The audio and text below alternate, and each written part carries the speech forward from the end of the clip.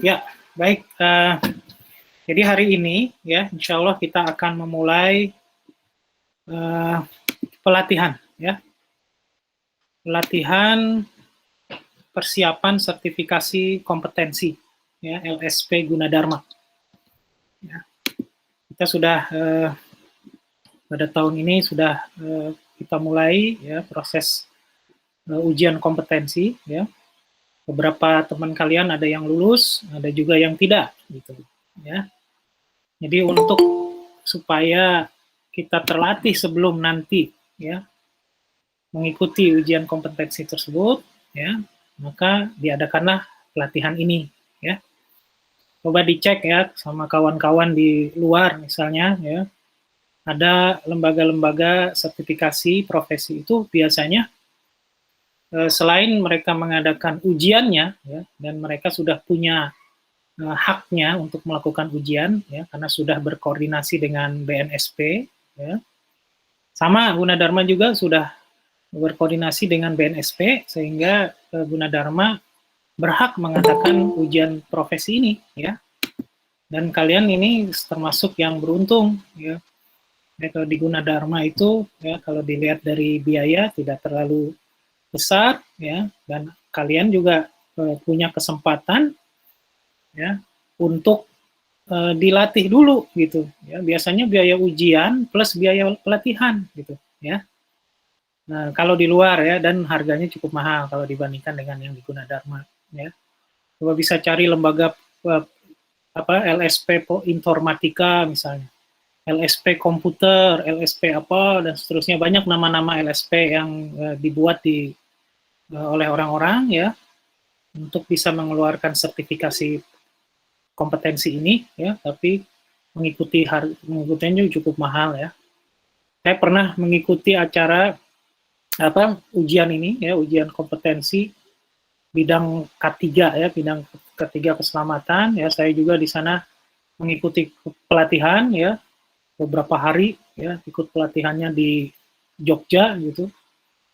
Ya, di dalam pelatihan itu ya tentu saja ada tugas-tugas yang harus dikerjakan ya.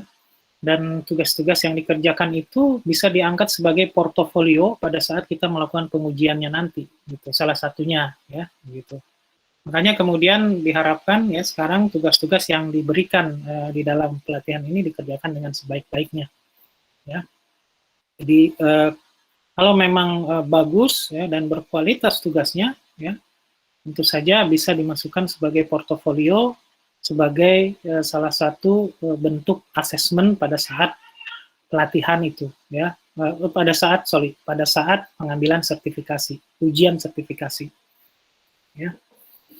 Nah, sebelum saya mulai hari ini ya terkait dengan materi ya, saya ingin sampaikan dulu tentang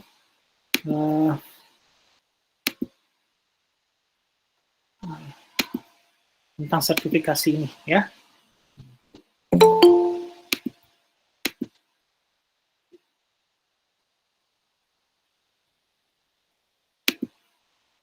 Ini udah bisa dilihat ya. Mudah-mudahan udah bisa kelihatan ya. Bentar. Ya. Nah, biasanya pertemuan ini kita ketemu nih ya, kita bisa melakukan praktek-praktek ya, gitu. Cuma sekarang kamu harus mandiri nih ya, karena kita masih keadaan ini ya, udah bosen sebetulnya kita di rumah aja nih ya.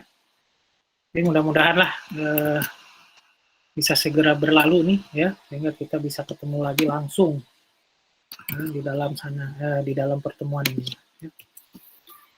Oke, ini pengantar yang perlu saya kasih tahu ya, ini sebagai salah satu tata krama atau syarat ya dalam proses pelatihan ini ya. Kalau di BNSP itu apa-apa tuh udah ada SOP-nya ya. Nah, di dalam pelatihan ini juga SOP pertama adalah saya harus menjelaskan ini ya. Tujuannya ya, terus konten digital dari mana saja kamu dapatkan ya. Terus mekanismenya bagaimana, periodenya dan skema SKKNI-nya yang penting kamu ketahui ya sebagai persiapan nanti setelah selesai melakukan ini ya, setelah selesai melakukan kursus daring ini ya, tentu saja kamu boleh melakukan apa namanya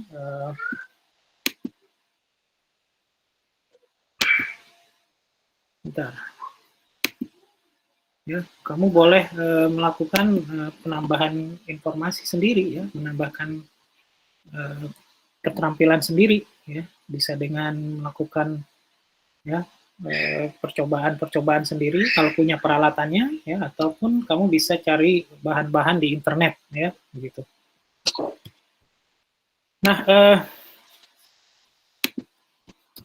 di kolom chat udah saya tuliskan presensi ya, format presensi, silakan isi ya, semua yang hadir sini, baik yang dari 4KB01 maupun dari 4KB02 ya.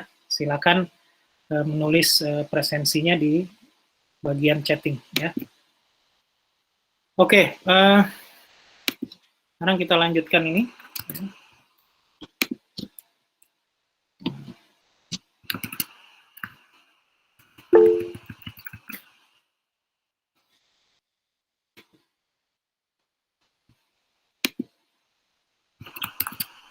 Ya. Jadi tujuannya apa ini? Ya, tujuannya adalah memberikan pembekalan ya, secara konsep dan teori dan juga praktek sesuai dengan skema kompetensi sehingga siap menempuh ujian sertifikasi ya, gitu. Di skema kompetensinya itu adalah kita di sini caranya bagaimana? Di sini ada beberapa variansi konten digital yang bisa teman-teman pelajari ya. Dan proses pembelajarannya juga lebih fleksibel ya, karena kamu bisa tonton kapan saja, tonton lagi dan seterusnya ya. Di Vclass sudah dibuka, silakan kawan-kawan bisa buka Vclass-nya ya, dan bisa melaksanakan tugas-tugas yang disampaikan di sana ya. Jadi rumah besarnya ada di Vclass. Ya, silakan nonton ya, setiap bagian yang kalian ikuti itu akan tercatat ya oleh sistem LMS-nya ya, bahwa kalian sudah melakukannya gitu. Ya, jangan ada yang tidak dilakukan ya gitu, karena itu menjadi sumber penilaian juga kami di sini ya. Misalnya video pembelajaran ya, silakan ditonton ya, link-link yang ada di sana silakan diklik gitu ya. Terus di sana ada modul digital ya, bisa di-download ya, bisa diunduh dan bisa kerjakan kuis atau bisa kerjakan tugas ya. Nah, selain itu juga kami di sini melakukan tatap muka daring ya, video conference. Baik. Video pembelajaran juga bisa dilihat di channel YouTube ya, UG Training Center. Ya, silakan. Di situ video pembelajarannya isinya beberapa demonstrasi kepenggunaan alat ya, atau software atau simulasi-simulasi ya, role play ya, yang bisa dilakukan dengan berbantuan software-software yang sudah disediakan ya.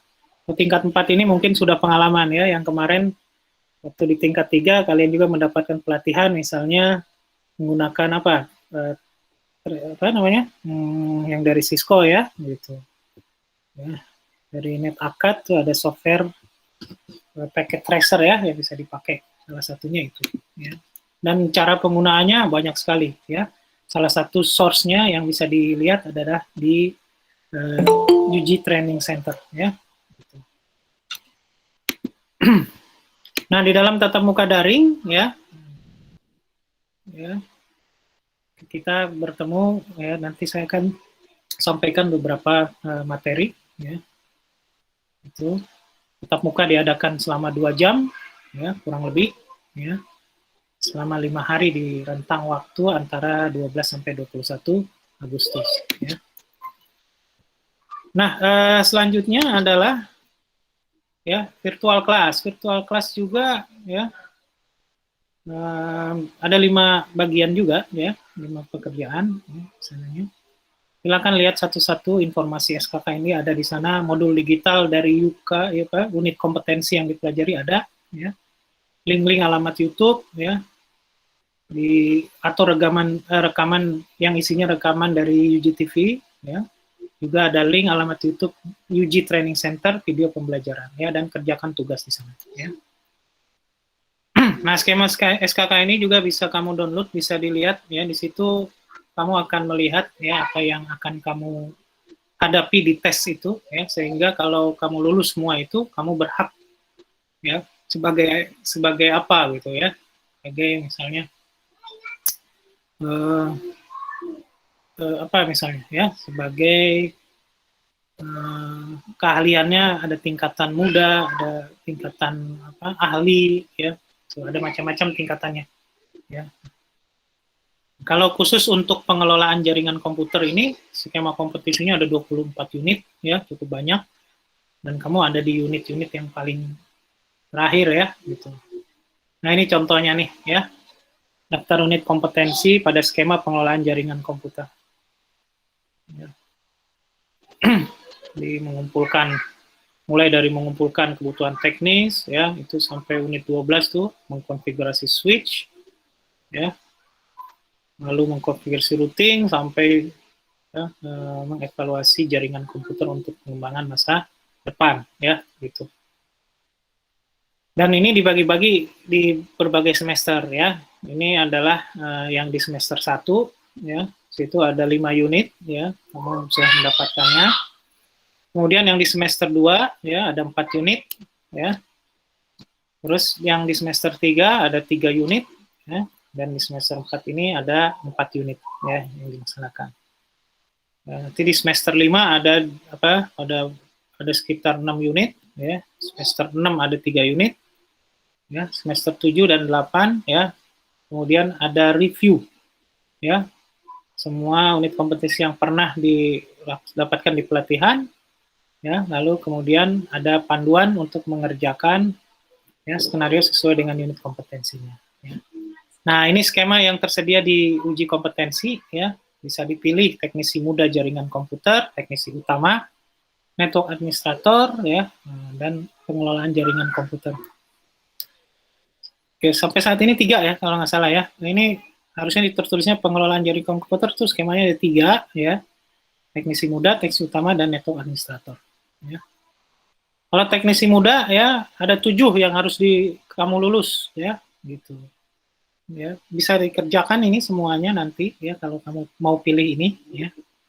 Teknisi muda ya. Nah, kalau teknisi utama harus ada 10 tuh yang harus dikuasai ya. Dikuasai banyak. Ya. Kemudian kalau network administrator ya ada 9 ya yang dikuasai ya. Nah, jadi gitu.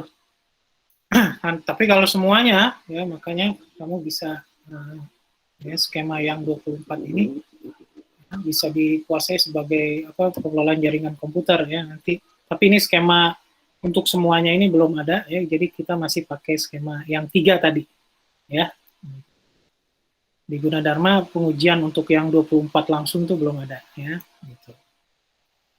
Nah, pada saat pengujian nanti, jadi perlu diinformasikan dari sekarang ya, karena banyak juga kemarin pengalaman kami ya, pada agak ragu-ragu gitu ya mengisinya, ya agak takut-takut sehingga akhirnya perlu waktu yang banyak untuk untuk mengisi satu form aja gitu ya. Nah, ini contoh salah satu form APL1 yang harus diisi ya.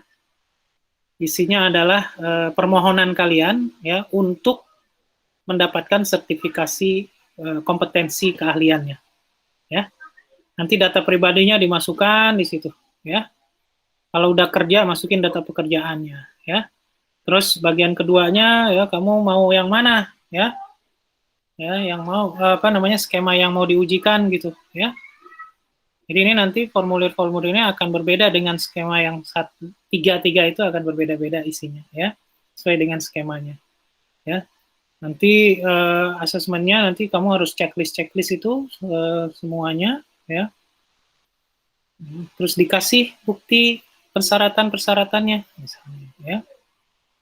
Ya, persyaratan tuh misalnya apa, nilai sudah mengikuti ini misalnya, sudah mengikuti pelatihan, sudah biasanya KRS ya di ini terakhir itu menjadi persyaratan tuh nilai akhir ya, kumpulan nilai terakhir ya, itu ada nanti lebih jelasnya pada saatnya nanti ya. Dan kamu harus checklist tuh semuanya bukti itu memenuhi syarat ya. Nanti kamu tanda tangan, setelah itu nanti surat ini apel ini akan disampaikan kepada siapa pengujinya, ya, gitu, asesornya. Ya, ini saya termasuk salah satu asesor, ya.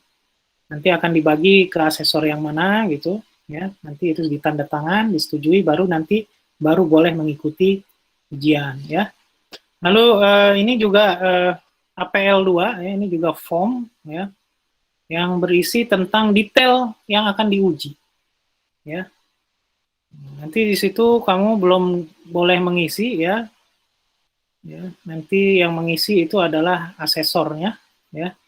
Apakah kalian itu di setiap skema yang ada tadi, ya, tadi kan ada ya yang diuji ada berapa tadi? Ada yang 9 item ya, 9 UK, ya, ada yang 8 UK, ada yang 10 UK itu tadi ya, yang tadi saya jelaskan di depan. Nanti ini semua ada status checklist ya, kompeten atau belum kompeten. Ada dua ya, K sama KB sama BK. Ya, untuk bisa dapat ya melakukan ini ya, ya, ya kamu harus lulus semua ya, harus lulus semua ini ya. Kalau ada satu yang tidak lulus saja, maka kalian nggak akan mendapatkan organisasi apa sertifikasi profesi tersebut ya. Jadi kamu harus mengulang gitu. Ya, jadi sekali ingin mengikuti ini, semua kecakapan yang ditawarkan di sana harus kompeten ya.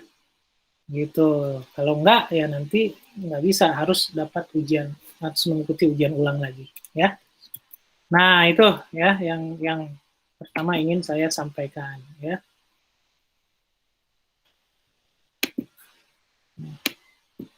Sampai sini ada pertanyaan ya? Ada yang belum paham atau ada yang perlu ditanyakan ya? Silakan, silakan ya. Sebentar.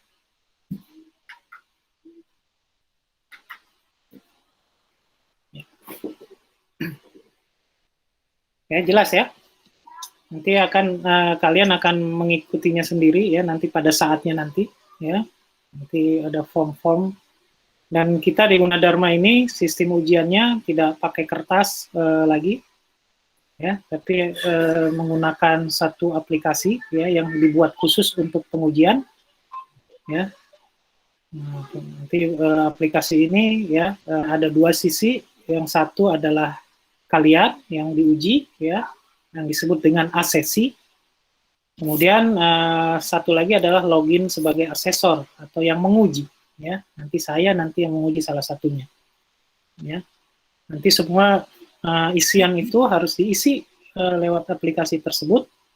Lalu kemudian ada beberapa bukti yang harus dilampirkan, ya kamu upload, ya kamu siapkan, ya ada formatnya yang bisa diterima, ya salah satunya PDF, ya atau JPG, dan ada batas juga besar file yang bisa diupload gitu. Ya nanti pada saatnya kamu akan mengalaminya sendiri, ya. Proses ujian biasanya dikerjakan selama 2 hari, ya. Kalau memungkinkan 1 hari ya dikerjakan 1 hari, tapi umumnya dikerjakan selama 2 hari, ya. Jadi begitu.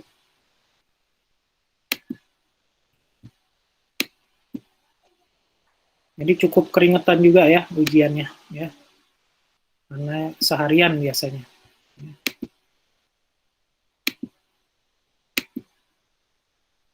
Nah,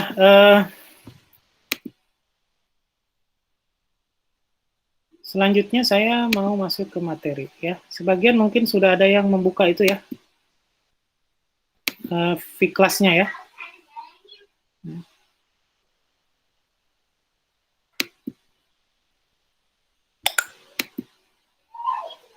Bentar, saya coba buka V-class-nya. Ya.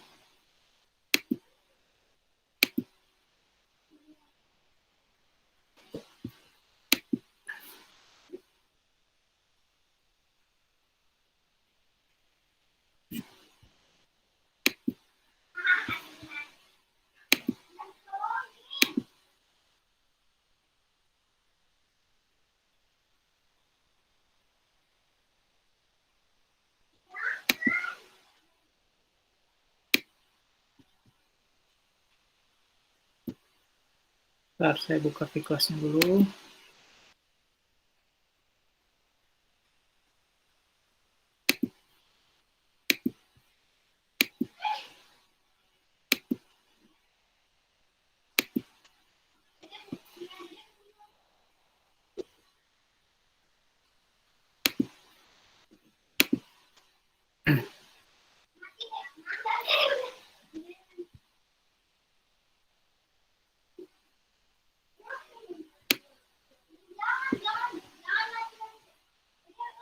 ya. Ini kelas 4KB01 ya. Materi-materi yang ada udah ada semua di sana ya. Silakan dilihat satu demi satu ya. Ini awal pelatihan, nanti dari hasil kamu melihat ya di materi pengantar ini ya, silakan di bagian ke-1 ini silakan isi di latihan soal ya. Latihan soal ini dibuka selama ini dibuka ya sampai tanggal 21 saya setnya, dari tanggal 16 ya, dari tanggal 16 hari ini ya. Materi 2 ya, memasang dan mengganti perangkat jaringan, mulai dari menyiapkan kabel, kemudian memasang perangkat ya, terus mengganti perangkat ya. Di sini ada video-video juga ya, menyiapkan kabel melakukan pakai crimping tools misalnya ya. Terus memasang perangkat juga, di situ ada contoh yang diberikan ya. Lalu kemudian yang ketiga adalah mengganti perangkat ya. Setelah itu kamu kerjakan kuis nih ya, di bawah sini ada kuis yang sudah siap dikerjakan ya. Ya. Wah, ini udah ada yang ngisi nih ya. Gitu. Nah, terus nanti yang ketiga ya, tentang pemeliharaan jaringan, mengganti perangkat, evaluasi jaringan, evaluasi sumber kerusakan, dan memperbaiki konfigurasi perangkat. Ya, ini materi-materi per UK ya, per UK unit kompetensi yang ada. Ya. Nah, di sini ada juga video ya dalam proses mengkonfigurasi perangkat jaringan menggunakan packet tracer ya. Coba diperhatikan dan dipelajari ya. Lalu nanti selesai itu silakan isi kuisnya ya. Nanti materi keempat keamanan jaringan ya. Kemudian ya ada beberapa video ya, modulnya cukup banyak nih yang ke bagian keempat. Ini dibagi 2 ya. 4 bagian 1, 4 bagian 2 ya. Baru kemudian nanti di bagian akhirnya kerjakan kuisnya ya. Nanti baru di terakhir adalah bagian kelima ya. Mudah-mudahan Kamis kita udah bisa selesai ya. Jadi begitu. Oke, itu di V-Class ya. Silakan masuk ke V-Class boleh ya.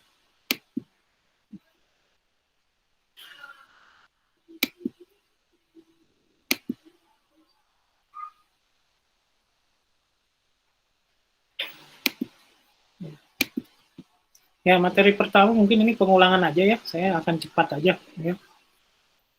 Menyiapkan kabel jaringan ya. Sudah pada pengalaman kalau tingkat 4 lah ya.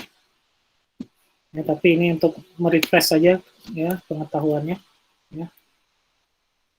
Jadi harapannya semua kita yang tingkat 4 ini di sini harus bisa ya mempersiapkan peralatan dan bahan yang dibutuhkan untuk memasang kabel pada konektor yang ada ya. Biasanya konektornya yang kita pakai RJ45 ya. Kalau konektor yang berhubungan dengan fiber optik itu nanti keahliannya tersendiri ya, karena itu penguasaan alat ya. Gunadarma belum ya, Gunadarma belum melaksanakan UK yang khusus penyiapan fiber optik ya. Tapi kami sebagai asesor ya, yang sudah mendapatkan pelatihan menggunakan fiber optik itu ya untuk menguji itu ya.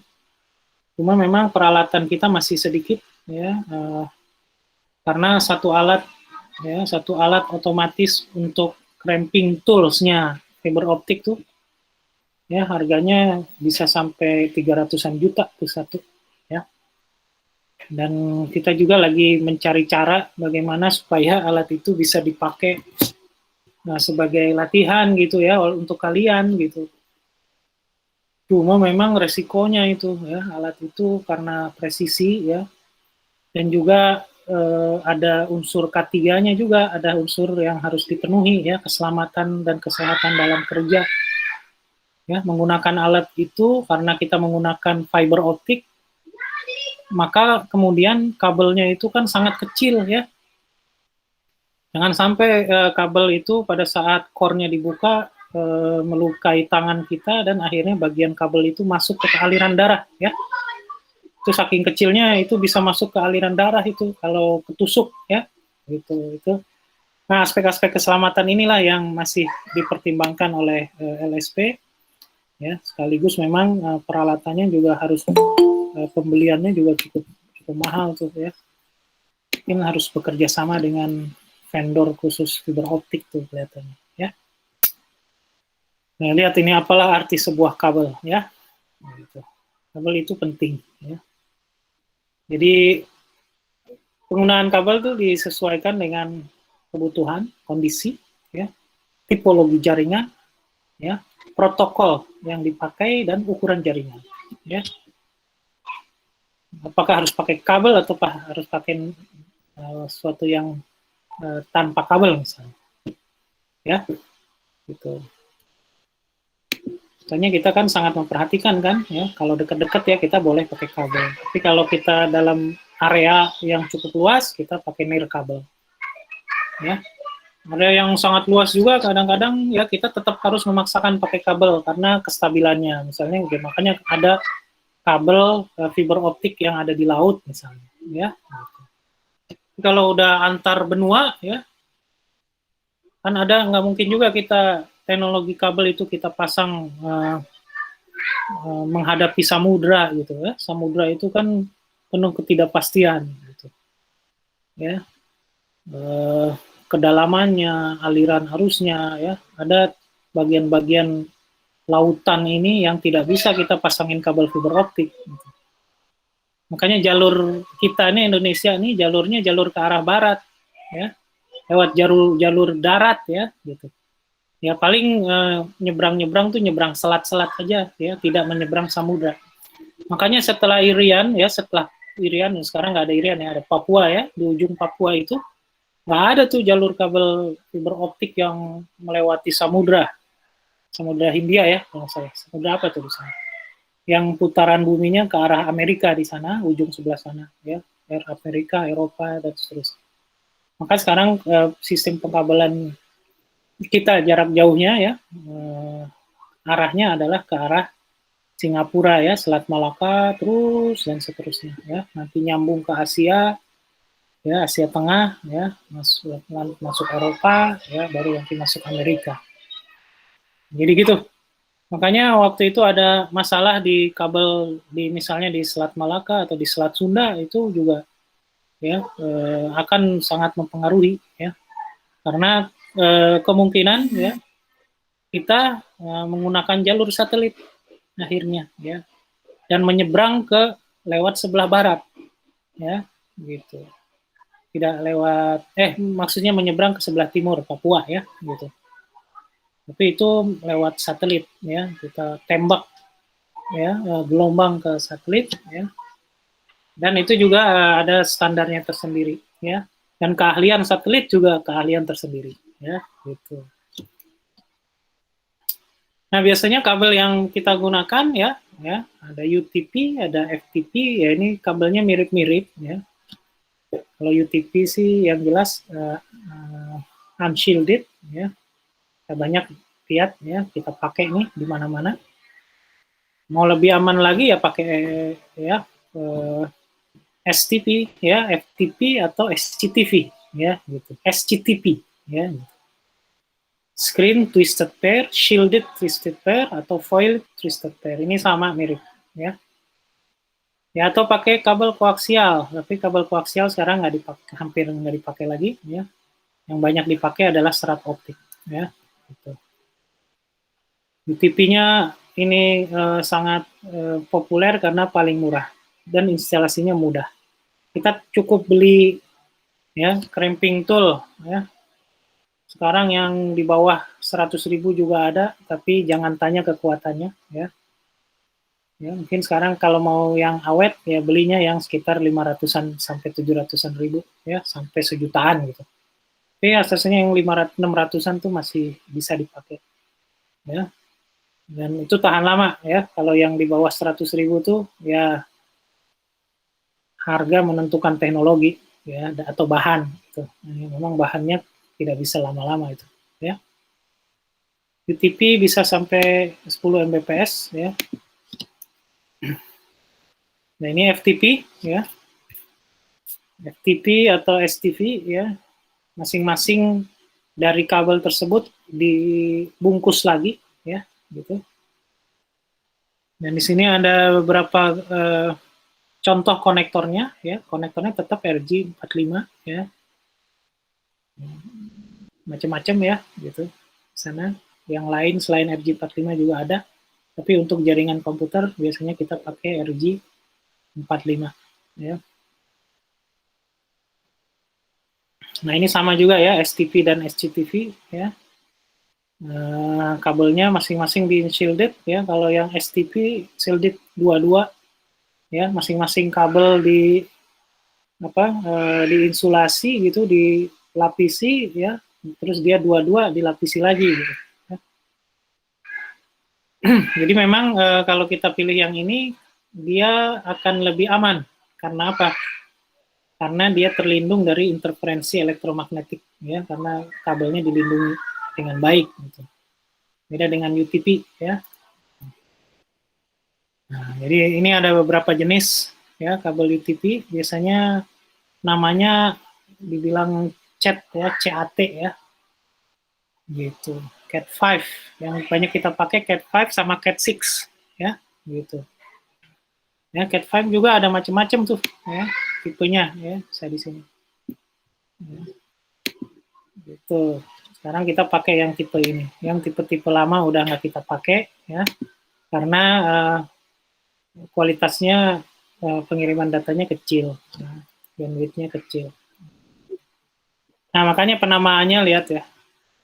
Yang kita lihat itu adalah data transfer rate-nya, ya, yang bisa dilewatkan, ya, data yang bisa dilewatkan di dalam kabel tersebut, ya. Cat 1 itu 1 Mbps, Cat 2 4 Mbps. Kalau sekarang kan kita pakainya di 100 Mbps sampai 1000 Mbps, ya. Biasanya itu, ya. Jadi itu, ya, biasanya memang Cat5 itu digunakan untuk asynchronous transfer mode, ya, ataupun menggunakan Ethernet. Cat5e yang kalau khusus buat Ethernet, ya. Cat6 juga kadang-kadang kita pakai, ya, itu yang disebut dengan kabel super fast broadband, ya.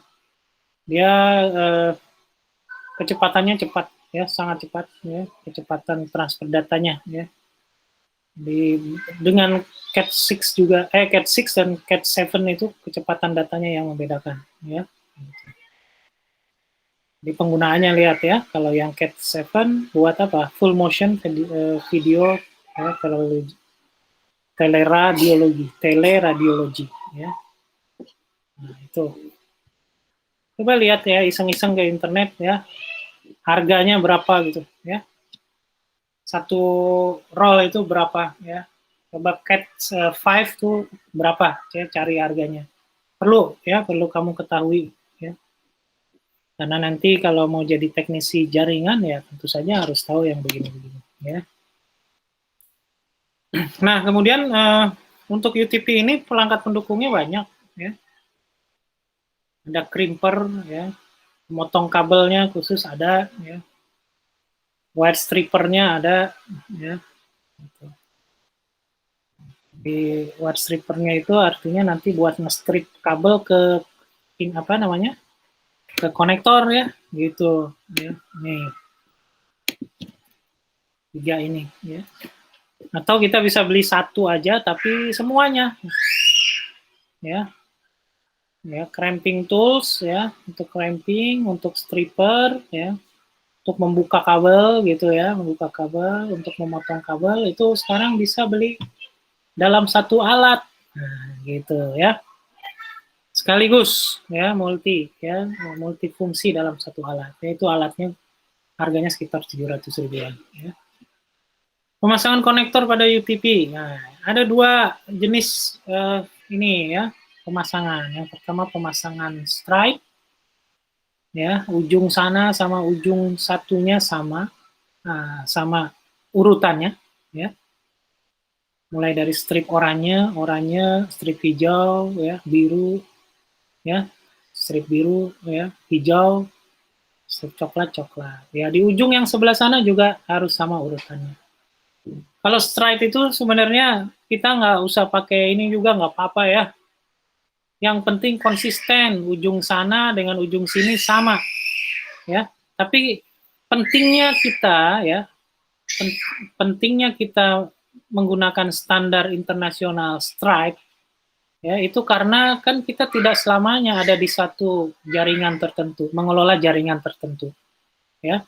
Kadang-kadang kita kan mengelola, kita tinggalkan misalnya dan akhirnya dikelola oleh orang lain gitu. Pada saat dikelola orang lain, kalau kita tidak pakai standar, maka kita akan merepotkan orang lain, ya. Nah, jadi begitu kira-kira. Makanya kita pakai apa? Pakai standar tuh supaya nanti dalam pemeliharaan, ya kan kita juga kadang-kadang nggak inget juga kita pakai susunan apa gitu. Kalau kita pakai susunan standar internasional, ya pasti sama, gitu. Akan memudahkan kita juga dalam pemeliharaan, ya. Kemudian ada lagi yang kedua tipe cross, ya.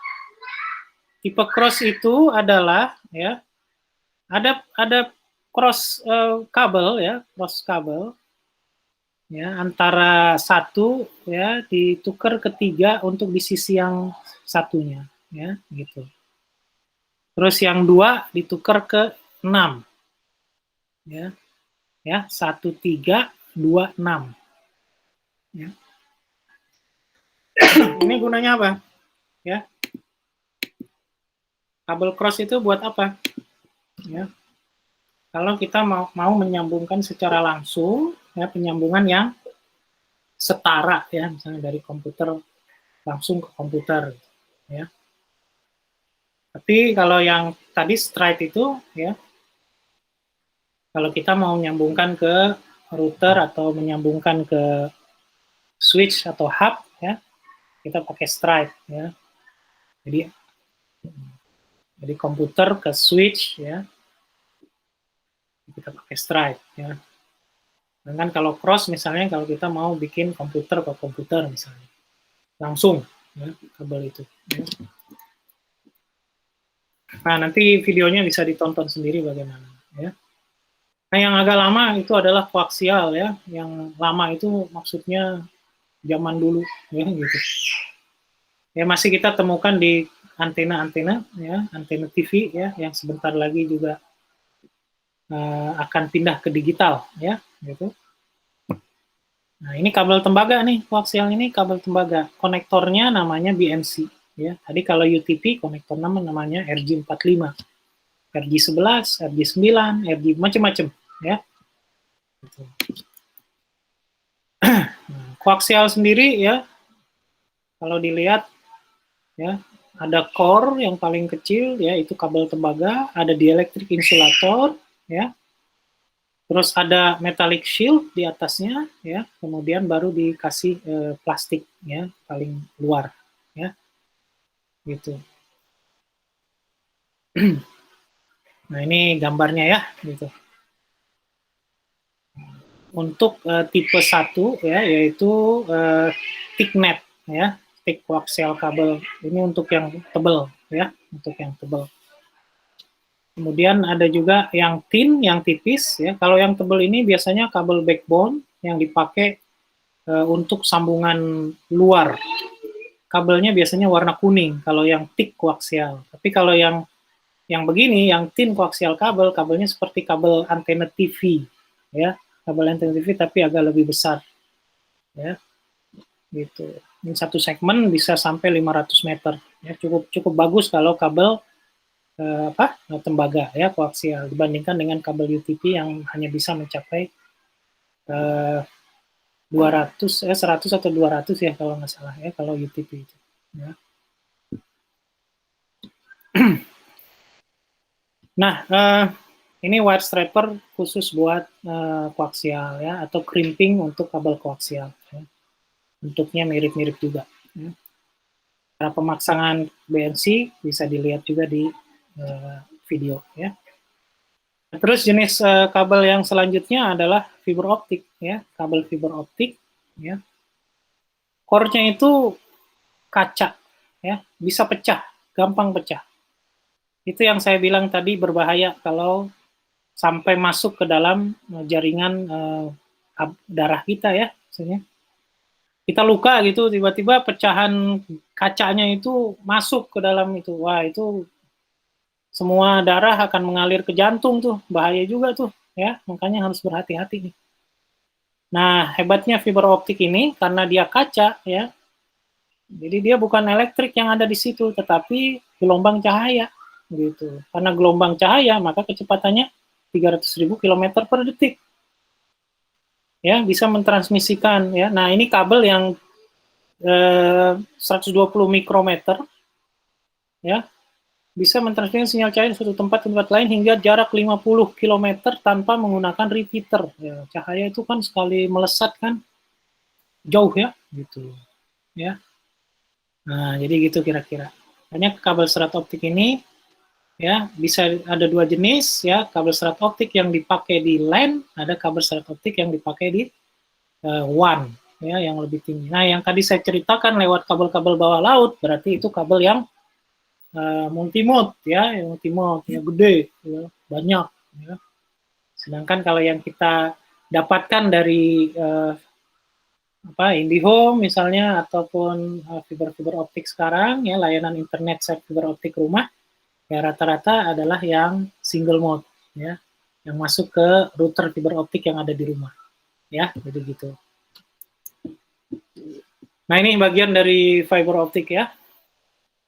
Ada core ya, core itu dibungkus juga sih dengan plastik yang cladding ya, gitu.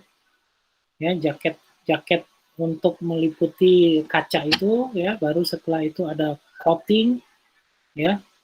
Terus ada lagi apa namanya strength member atau outer jacket ya, lapisan terluar. Ya. Kabel serat optik nggak boleh ditekuk ya, nggak bisa ditekuk ya, hanya bisa dibelokkan ya. Jadi itu nanti kalau ditekuk bisa pecah ya, bisa pecah core-nya.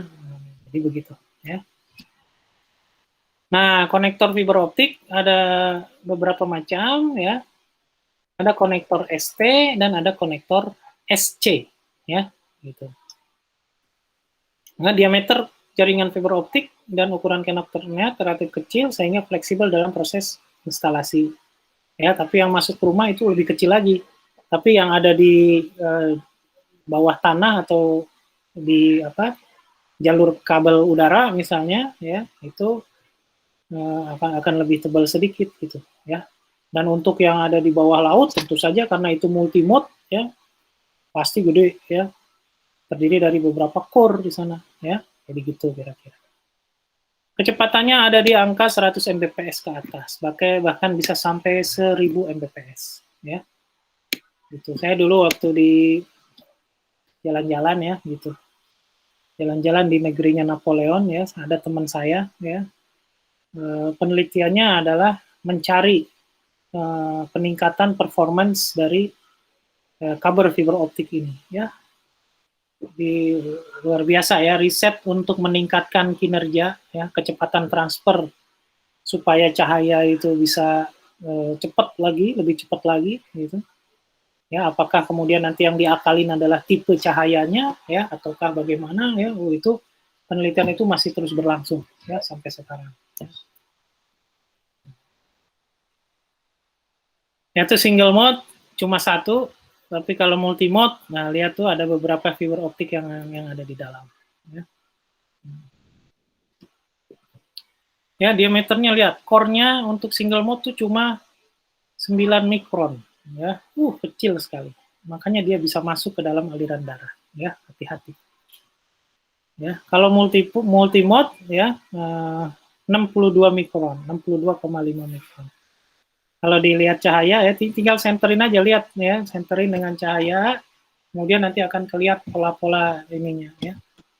Sekarang ada lampu fiber optik tuh ya, jadi kelihatan ujung-ujungnya bagus kayak kembang gitu. Tapi kalau dia pakai multimode, kelihatan tuh proses jalan cahayanya di dalam kabel tersebut ya. Menarik tuh ya, gitu. Apa plus minusnya ya? Plus minusnya broad bandwidth ya. Sebuah fiber optik ya bisa menampung ya sangat banyak tuh. 3 juta full duplex panggilan telepon. Coba lihat itu bandwidthnya. Atau 90.000 TV channel. Ya. Di Indonesia paling 40 ya, 30 TV channel, ini 90.000. Ya, dan kebal dari gangguan elektromagnetik karena transmisi cahayanya akan tidak keluar, ya, tidak keluar. Ya. Simple but deadly. Ya. Ringan, ya, mudah, instalasinya mudah kalau ada alatnya dan bisa menggunakan alatnya, gitu. Ya, dan fleksibel. Ya. Sekarang kan pembangunan di mana-mana. Di smart city juga sekarang lagi dibikin backbone buat fiber optik tuh, ya. Jadi penting tuh fiber optiknya, backbone fiber optik. Ya misalnya di Depok saja tuh fiber optik belum ke seluruh Depok. Ya. Ya. Jadi harganya tuh ada tuh 1 kilo itu ada besaran harganya tuh, ya, untuk instalasi. Ya, kalau di Depok sekarang kebijaksanaannya proses cabling itu instalasinya harus ke bawah tanah, ya, harus ke bawah tanah. Nggak sekarang kayak apa, nggak bergelayutan di kabel-kabel telepon, ya, jadi begitu kira-kira. Ya, dan strong and steady. Material yang dipakai untuk pembuatan kabel fiber optik itu, ya, bertahan pada banyak gangguan, ya, baik itu kelembaban udara atau cahaya gitu. Jadi relatif tidak gampang rusak, ya, gitu. Cuma harganya itu menjadi tantangan, ya, bagaimana bisa membuat lebih murah lagi. Kalau UTP kan jelas murah meriah, ya, gitu. Terus proses instalasi juga, ya, alat khususnya itu yang masih mahal tadi saya ceritakan. Ya. Nggak bisa kita nge-cramping fiber optik pakai manual, itu susah kali, ya, gitu. Dan dalam proses pengiriman sinyal, ya, ada proses perubahan sinyal, ya, dari listrik ke sinar atau cahaya, ya. Jadi sinyal optik, ya, gitu. Makanya kemudian kan kita pakai modem khusus, ya. Gitu. Ya, proses perubahan sinyal listrik ke sinyal optik ataupun sebaliknya itu juga salah satu langkah, ya, satu langkah yang penting dalam pengiriman sinyal, ya. Tapi ini udah kecepatannya sih sudah tidak masalah, ya. Ini ada dua macam, ya. Lihat ada SC konektor, ada SC duplex konektor, ya.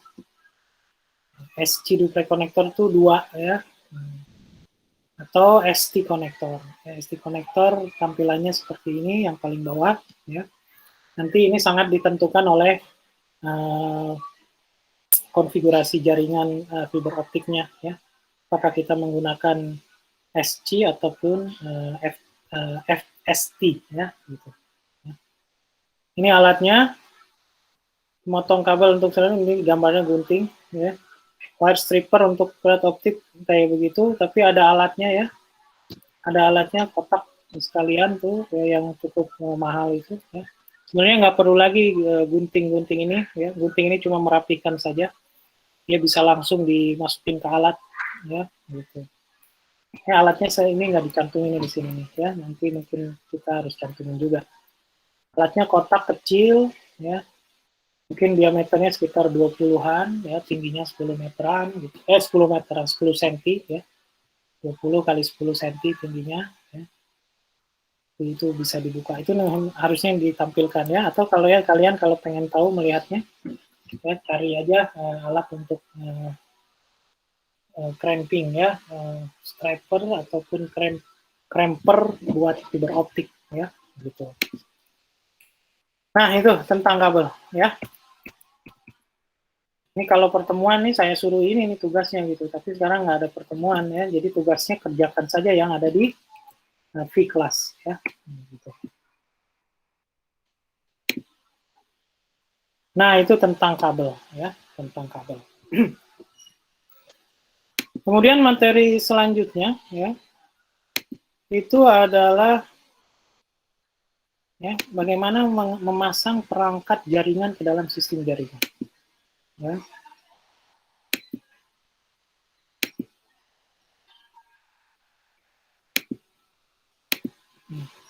Ya. Ini salah satu bagian yang penting juga, ya. Jadi langkahnya ya untuk pemeliharaan jaringan ya, untuk melakukan setting keamanan jaringan ya itu harus dimulai dari awal ya. Salah satunya itu adalah ya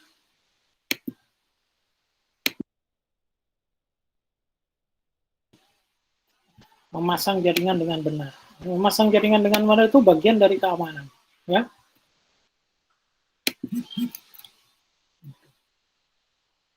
Jadi ini kita mempelajari beberapa hal yang harus kita perhatikan dalam membangun suatu jaringan komputer ya. Gitu. Bahwa infrastruktur yang dibangun itu harus berjalan tanpa adanya gangguan yang banyak gitu ya. Terus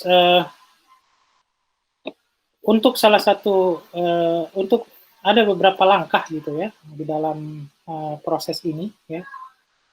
Karena gangguan itu kan datangnya unpredictable ya, atau yang dipredictable juga bisa ya. Yang jelas kita tidak bisa mengawasi secara satu persatu gitu. Makanya kita serahkan kepada mesin. Maka mesin itu kita harus set fault tolerance-nya gitu. Ya. Proses-proses redundant misalnya, file over cluster ya. Load balancing itu sesuatu yang harus kadang-kadang kita lakukan ya untuk menghadapi gangguan-gangguan yang ada tersebut ya. Jadi itu yang pertama ya. Keywordnya nanti yang kalian cari ya pada saat melakukan setting ini adalah setting fault tolerance ya. Yang kedua adalah scalability ya. Proses pemasangan jaringan itu juga sangat tergantung dengan jumlah ya, jumlah komputer yang terhubung di jaringan tersebut ya. Bagaimana kita mempertahankan performance-nya ya, bagaimana itu menjadi optimal ya walaupun jumlahnya sangat banyak ya. Apalagi saat terjadi penambahan user ataupun penambahan network ya. Jadi kita kalau lagi melakukan pengembangan apalagi di zaman sekarang, di zaman cloud ya, zaman big data ya. Jaringan itu terus terbangun tuh ya, berhenti ya, nambah terus usernya ya. Kita sering melakukan ekspansi ya, makanya kemudian setting yang berhubungan dengan scalability itu juga harus yang kita persiapkan pada saat kita melakukan persiapan awal membangun suatu jaringan ya. Jaringannya bisa kita kembangkan sampai seberapa nih ya, kalau kita mau mengembangkan perlu peralatan apa lagi sehingga tidak mengganggu yang sudah ada misalnya. Dan tentu saja yang ketiga itu adalah quality of service ya. Jadi kualitas dari layanan dari jaringan. Bagaimana kita membagi jatah. Di semester 1 kan kalian sudah mungkin mempelajari ya di pelatihan LSP ini ya, membagi-bagi data resources ya, membagi data bandwidth. Karena bandwidth itu kan kita beli ya gitu. Makanya proses penggunaan bandwidth itu harus bijaksana ya. Jangan kita kasih sembarangan ya, orang yang tidak jelas bandwidth-nya besar ya, padahal dia juga tidak melakukan apa-apa misalnya ya gitu. Terus yang keempat yang harus diperhatikan adalah security ya, bagaimana kita bisa melindungi. Makanya biasanya kita pakai jalurnya satu jalur masuk kalau mau menghubungi internet ya, satu jalur masuk ini memenuhi prinsip CIA itu confidentiality, integrity, dan availability ya. Jadi kita bisa kalau cuma satu jalur masuk kan kita bisa tanyai siapa yang mau masuk, siapa yang tidak boleh masuk ya, sehingga terjaga ya integrity ya. Confidentiality juga kita cek ya, siapa yang boleh masuk, siapa yang tidak ya. Itu akan terjaga ya, termasuk availability-nya ya. Kalau semua orang bisa masuk, ya bisa terjadi mogok tuh. Nah, mogok itu ancaman terhadap availability. Ya, 3 hal inilah sebenarnya kita yang kita perhatikan untuk keamanan. Ya. Perangkat jaringannya apa saja? Ya. Pertama ya komputer server pasti. Ya. Ini yang harus kita lindungi sekali nih. Ya. Biasanya server itu juga kita bagi-bagi berdasarkan fungsinya. Ya. Web server sendiri, application server sendiri, database sendiri, ya. Yang begitu-begitu namanya tier, ya, sistem tier. Kita bikin beberapa lapisan sehingga kemudian nanti lapisan itu saling bekerja sama satu sama lain, ya kita atur load balancernya, ya, kita atur sedemikian sehingga bisa bekerja sama satu sama lain dengan terpadu, gitu. Ya. Dan juga ini memenuhi aspek keamanan, gitu. Ya. Kalau ada masalah dengan web servernya, ya udah selesai di web server, database server nggak ini, ya application server tidak tersentuh misalnya oleh hacker. Misalnya.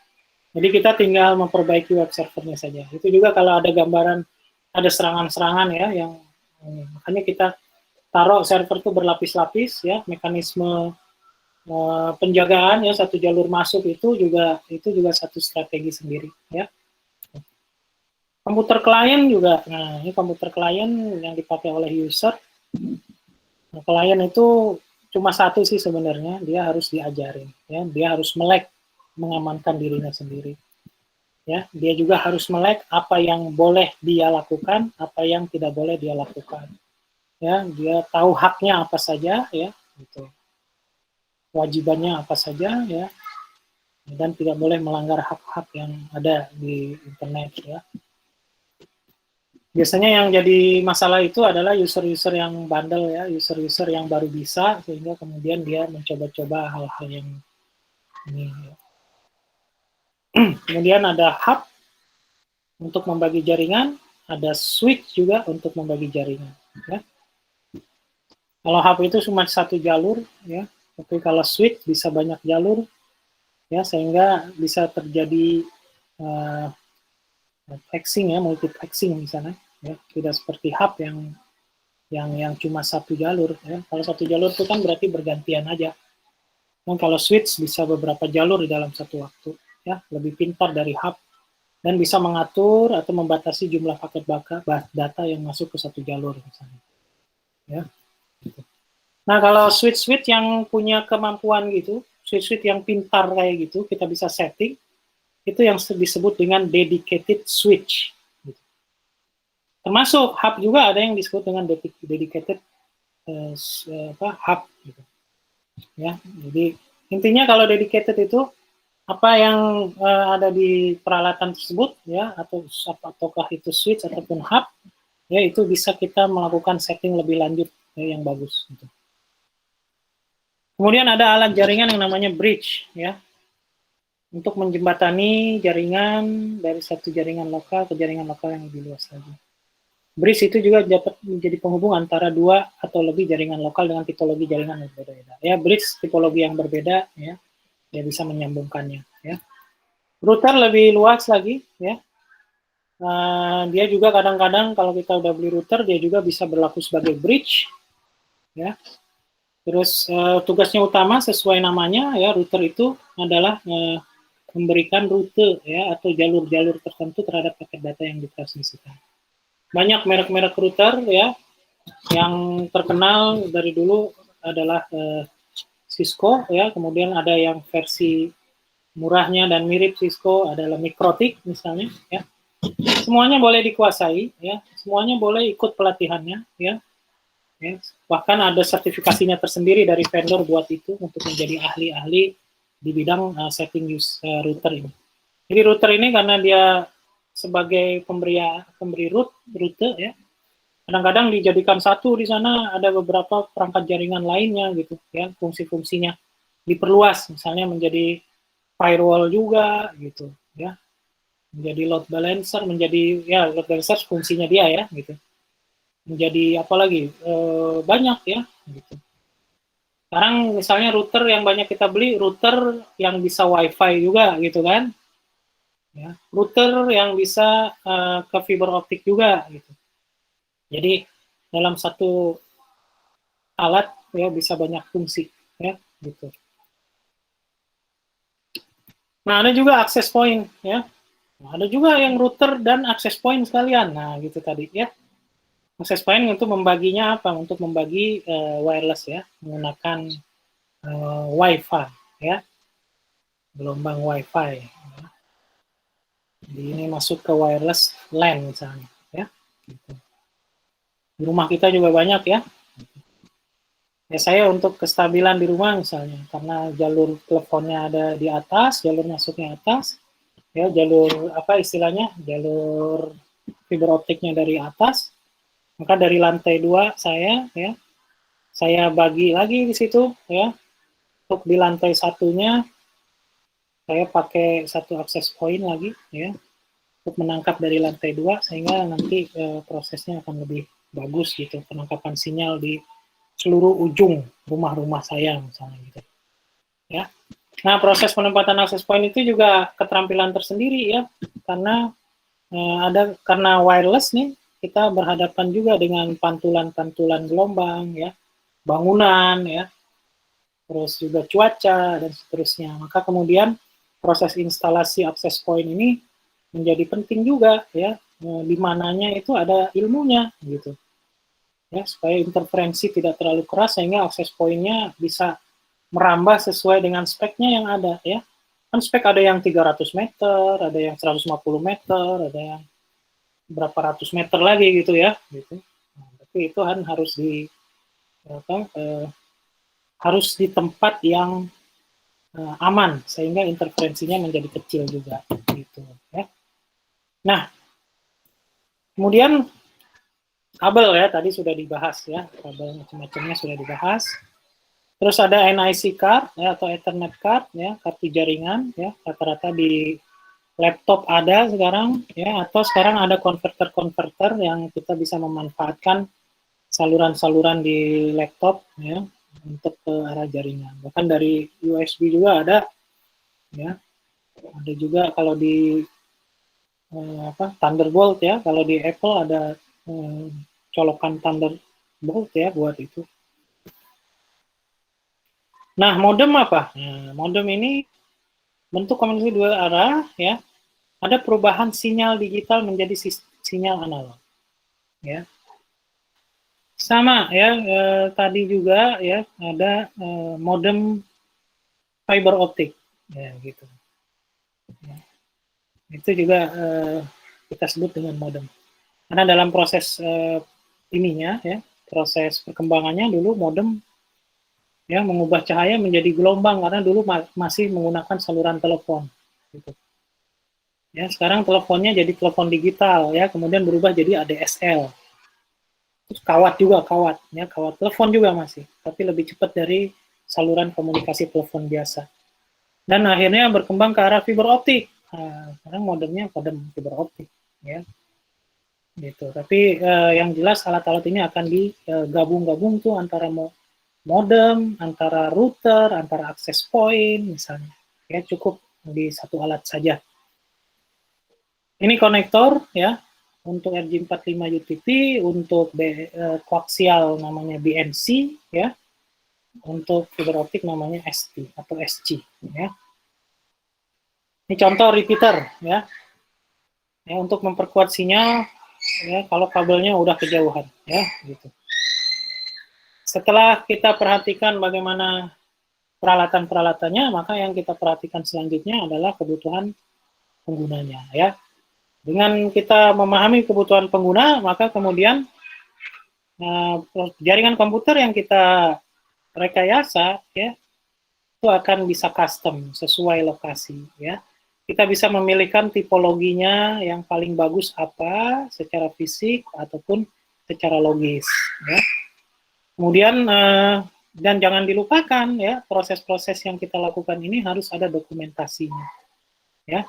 Perencanaan pengembangan jaringannya seperti apa ya, persyaratannya yang dibutuhkan oleh user bagaimana, itu harus kita kita susun di awal ya, seperti yang sudah kalian dapatkan di pelatihan yang pertama dulu ya gitu. Nah, ini ada beberapa cara untuk melakukan survei lokasi ya. Ini mungkin udah dipelajari di pelatihan yang pertama ya.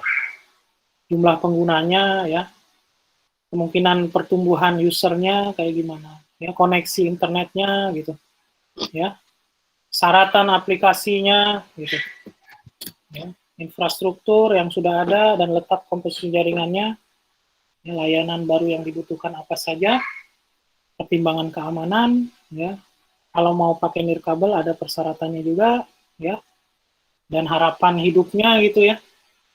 Karena ada standarnya ya.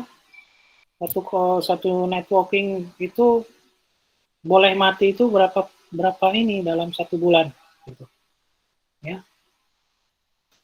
Dan yang paling penting adalah anggaran. Ya, itu harus disurvei dulu. Bikin bagus-bagus ternyata nggak kebeli, ya percuma juga. Ya.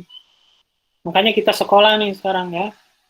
Kalau cuma sekedar beli yang mahal, ya itu semua orang bisa. Gitu. Ya, mahal itu kalau di teknologi ya ada harga, ada teknologi gitu. Ya. Ini kalau dalam keadaan normal ya, bukan dalam keadaan ditipu ya. Gitu. Nah, kemudian yang dipelajari juga ya setelah kita melakukan survei orang, kita juga memahami tentang tipologi ya secara fisik ya. Bangunan itu seperti apa gitu. Bagaimana kita melakukan penyusunan lokasi perangkat jaringan yang ada ya, bagaimana proses instalasi kabel, instalasi end user ya, komputer-komputer atau node gitu. Ya. Dan bagaimana kita mendesain ruangannya supaya nggak orang kesandung-sandung misalnya kalau kita pakai kabel. Ya, bagaimana juga kemudian ruang server itu tersendiri dan bisa dilindungi dari orang-orang yang tidak berhak. Dan kemudian juga yang penting adalah tipologi logis. Gitu. Kadang-kadang kita bikin VLAN gitu, ya, virtualan gitu, ya, untuk supaya proses manajemen usernya lebih baik. Ya, orang bisa login di end user mana saja, tapi asalkan dia login sesuai dengan tipologi logisnya, maka dia bisa masuk ke data yang dia kehendaki, ya, tidak campur-campur. Walaupun komputernya di mana saja, itulah enaknya VLAN, gitu. Ya, gitu jadinya. Nah, kalau udah main VLAN, berarti kita harus melakukan setting pada router, ya. Masih pada ingat ya setting router bikin VLAN? Ya, mudah-mudahan pada ingat ya, karena itu merupakan dasar ya untuk membentuk tipologi logis ya. Nih, jadi tipologis membutuhkan pemahaman dari hubungan antar perangkat dan jaringan terlepas dari tata letak kabel fisik ya. Makanya kita bikin apa namanya kotretannya ya. Biasanya pembuatan kotretannya itu enaknya pakai packet tracer tadi ya yang ada pada Cisco. Ini tipologi star yang terbanyak digunakan ya. Di tengah-tengahnya ada switch atau hub sebagai penyatu ya. Kalau tipologi mesh semua komputer terhubung ya. Kalau mau belajar ini lebih lanjut, teknologi tercanggihnya mesh ini adalah black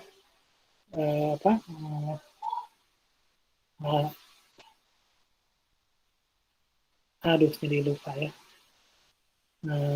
Bitcoin itu apa tuh teknologi dasarnya? Blockchain ya, gitu. Itu tipologi mesh, ya. Atau tipologi hibrid, gabungan dari ring dengan star. Ini contohnya kayak begini, ya. Nah, yang penting juga membuat dokumentasi, ya, dan persyaratan jaringan, ya. Dokumentasi itu udah dipelajari ya di semester yang awal ya, gitu. Ini mereview saja ya, gitu. Termasuk nanti informasi tentang suatu perangkat gitu ya, belinya kapan, lokasinya di mana, mereknya ya, sistem operasinya apa gitu. Saya pernah nih dapat pekerjaan dulu ya, memeriksa satu instansi besar di Indonesia ya untuk memeriksa ini peralatan mereka. Ya, kalau peralatannya udah puluhan ribu tuh ya harus diorganisir tuh, kalau enggak itu menjadi lubang-lubang keamanan kalau peralatan tersebut hilang misalnya. Ya. Kalau satu lagi yang itu informasi pengalamatan logis, ada informasi koneksi dan informasi keamanan. Nah, ini bagaimana merencanakan jaringan ya, merencanakan jaringan ya, kita harus bisa mengidentifikasi kekuatan, kelemahan, peluang, ancaman. Makanya analisis SWOT di sini. Ya. Di tahapannya paling tidak ada 5 ya, mengumpulkan persyaratan yang ada ya. Ya, kita lakukan seleksi dan melakukan desain baru. Lalu kita laksanakan proses instalasinya, lalu dioperasikan ya sambil dilihat ya, diuji ya, ada yang sempurna, ada yang ketidaksempurnaan atau ada yang kelupaan misalnya Ya, baru kemudian jangan lupa dievaluasi, diulas dan dievaluasi. Itu bagian dari perawatan jaringan ya, selalu tuh nomor 5 itu selalu. Ya, ada rutin yang kita lakukan terhadap jaringan komputer ya. Nah, ini contoh lingkungan fisik. Ya. Sekarang pakai rack biasanya, ya server-server itu ada di rack. Ya, di situ ada main distribution facility, ya kadang-kadang disebut dengan ruang server gitu. Ya. Ini contohnya, ya. Kadang-kadang juga disebut dengan telecommunication room gitu ya, pakai definisi lama ya. Jadi itu bagian dari komputer ya, bagian dari ruang-ruang komputer tempat jaringan dikelola ya. Ini ada pekerjaan-pekerjaan orang ya di kantor banyak ya, tapi kemudian semua yang berhubungan dengan jaringan ada di satu tempat yang disebut dengan telecommunication room. Ya. Lingkungan fisik juga kita gambarkan seperti itu ya. Jadi telecommunication room itu isinya apa? Ya ada patch panel di sana ya, kumpulan tempat masuk kabel-kabel ya. Supaya rapi kabelnya, jangan melintang-lintang sana sini gitu ya. Ada di satu rak ya, rak atau kabinet gitu. Ya, terus baru nanti ada pengkabelan di ujung sana, ada UPS-nya juga di sana, ada juga wall mounted equipment rack ya, itu yang nempel di ruang apa di tembok misalnya gitu. Dan ada saluran vertical backbone cable kalau misalnya dari satu lantai mau ke lantai lainnya di lantai 2 misalnya. Ya. Selain ada juga horizontal cabling untuk network nodes yang ada di ruangan yang sama, di lantai yang sama. Ya, jadi bedakan tuh ya, kamu nanti jangan salah nih. Ada horizontal cabling, ada vertical backbone cabling. Ya, vertical backbone itu untuk menyambungkan dari ruangan yang berbeda atau jaringan LAN yang berbeda ya gitu. Tapi masih satu jaringan besar. Pertimbangan kabel ya nggak usah diulas lagi lah ya, terkait dengan pengkabelan. Ya. Prinsipnya kabel itu jangan berantakan gitu aja sih sebenarnya. Ada dua jenis kabel, kabel horizontal sama kabel vertikal kan tadi ya saya sampaikan. Kadang-kadang kabel vertikal itu ke telecommunication room yang lainnya yang ada di lantai 2 misalnya. Nah ini telecommunication room yang ada di lantai 1 ya. Baru nanti di telecommunication room yang di lantai 2 ada proses horizontal cabling untuk khusus yang ada di lantai 2 ya. Gitu. Ini jenis kabel UTP udah ini sih udah dibahas ya. Ada juga istilah kabel patch ya, perlu juga diketahui ya. Nggak usah colok kemana-mana, di tembok sudah disediakan, nanti keruwetannya ada di balik tembok yang langsung menyambung ke router misalnya, atau ke patch panel yang ada. Dari patch panel baru ke router atau ke perangkat lainnya. Ya. Gitu. Ini struktur kabel ya. Ini bagaimana kabel disusun. Ya.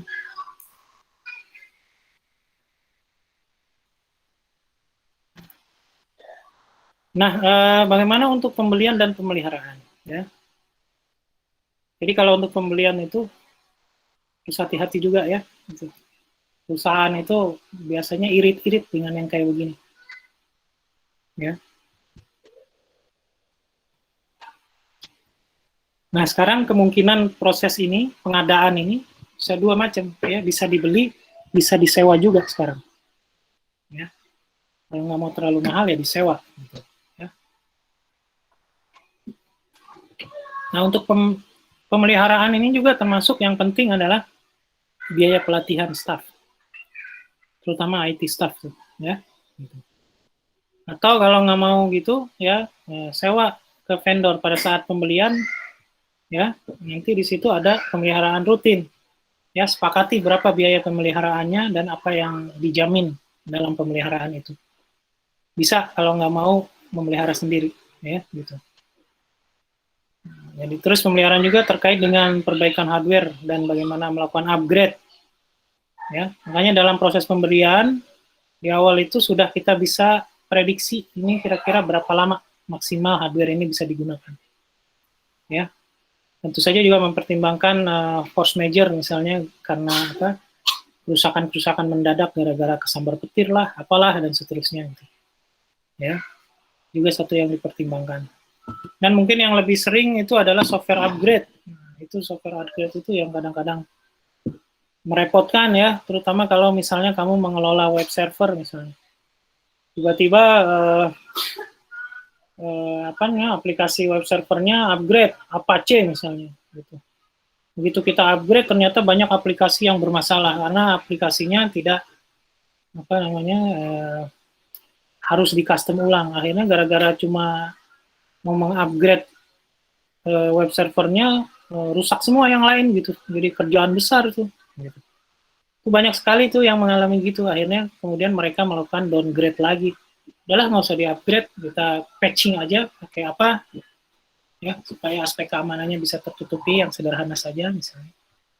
Kadang-kadang begitu juga ya, pikirkan juga hati-hati tuh ya kalau mengupgrade core dari suatu sistem ya. Gitu. Perubahan saluran telepon, kebutuhan resolusi dan kehandalannya. Nah, kontrol dan tanggung jawab juga harus dipastikan ya. Itu juga salah satu.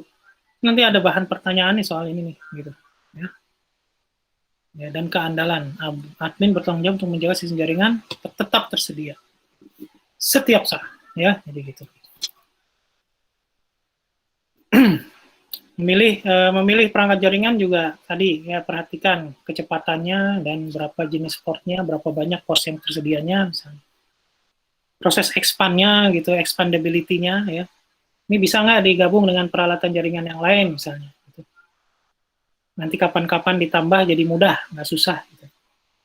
Ya, terus yang dilihat juga pengelolaannya susah atau enggak ya, dan juga yang paling penting adalah biayanya, kebeli atau enggak gitu.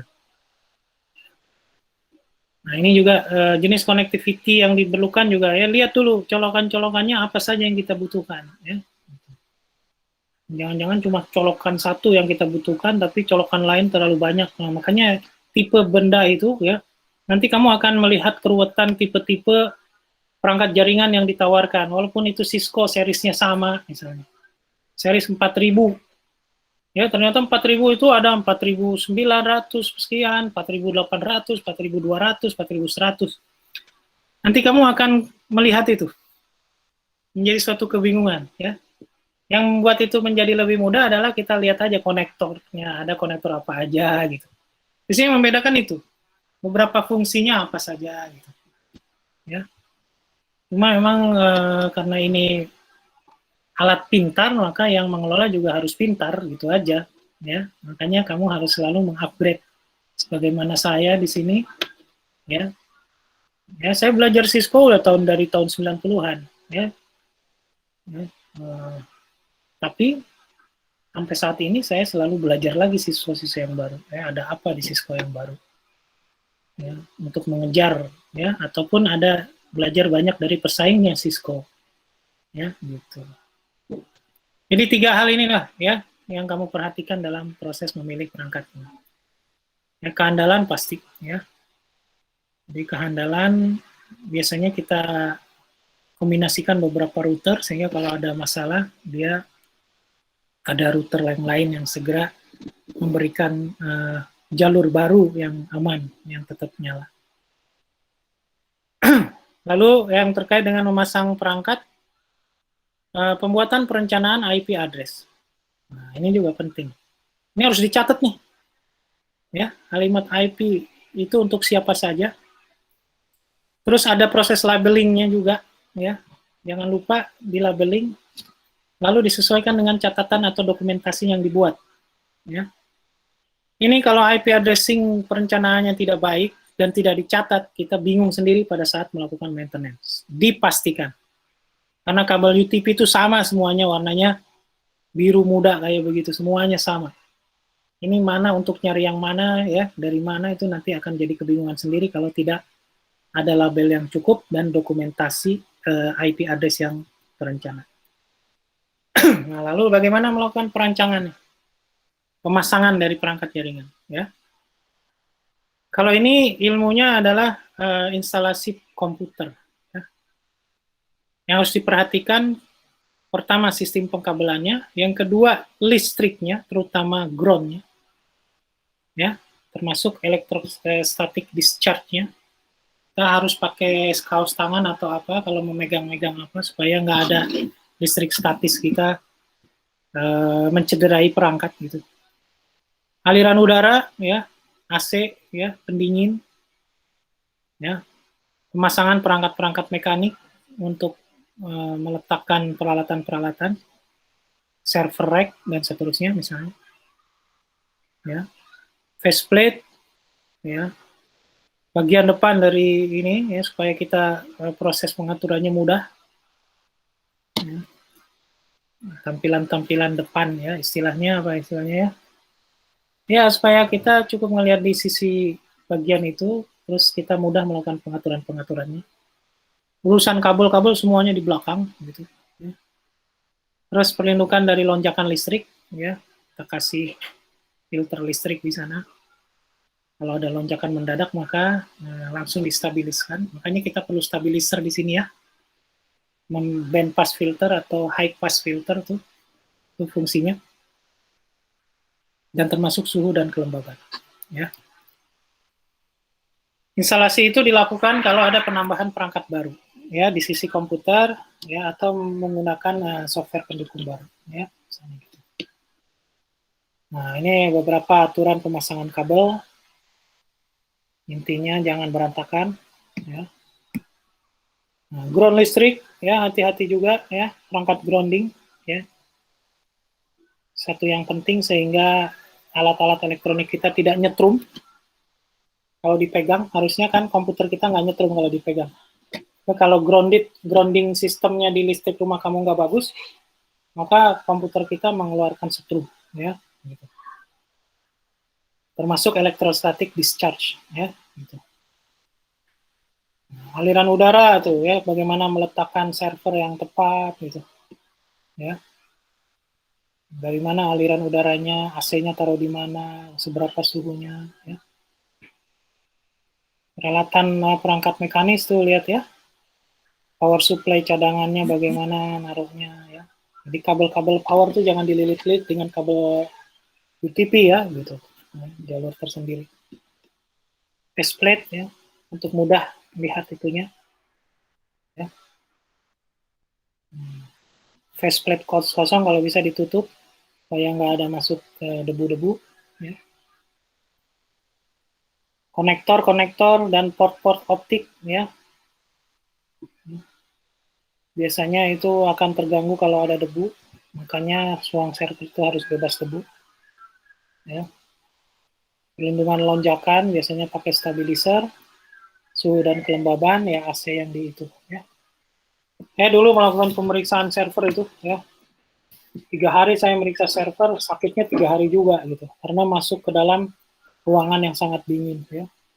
Tiupan angin di server itu, sementara saya kan ada di depan server ya, melakukan simple hack ya boleh disebut, tapi bukan untuk merusak, tapi untuk mendeteksi apa yang ada di dalam server itu, ya sistem operasi atau sistem-sistem hardware yang adanya ya, karena untuk melakukan pemeriksaan gitu. Nah, jadi di situ ada aliran udara dari bawah, dari atas, dari kiri kanan dan seterusnya. Ya. Suhunya lihat 10 derajat Celcius. Nah, semuanya itu diatur di dalam rack yang bagus. Itu biasanya rack-rack itu juga sudah menyediakan aliran udara, ya, sehingga tidak panas. Ya. Dan juga jangan lupa bikin panduan pengguna, gitu. Ya. Panduan pengguna, baik itu pengguna end user maupun pengguna untuk melakukan perawatan jaringan, ya, sebagai orang IT juga. Gitu. Ya. Gimana cara menyusunnya? Tentukan siapa yang akan menggunakan. Ya. Bahasanya jangan teknis-teknis, ya. Pengelompokannya berdasarkan fungsi. Ya. Terus masalah kasus-kasus studi masalah yang terjadi ya, studi kasus yang terjadi itu dituliskan ya. Terus komponen-komponen yang harus ada di dalam satu panduan ya, mulai dari sampul, referensi, daftar isi ya. instruksi atau prosedur dan kasih grafis-grafis untuk memperjelas, ya. Nah, ini terkait dengan tata letaknya bagaimana, fontnya seperti apa, ya. Dan itulah ya yang bagian yang kedua, ya. Nah, itu ya dalam memasang perangkat. Sekarang yang terakhir. Yang terakhir adalah bagaimana kita mengganti perangkat yang rusak. Ya, bentar saya minum dulu nih, ya. Mengganti perangkat yang rusak.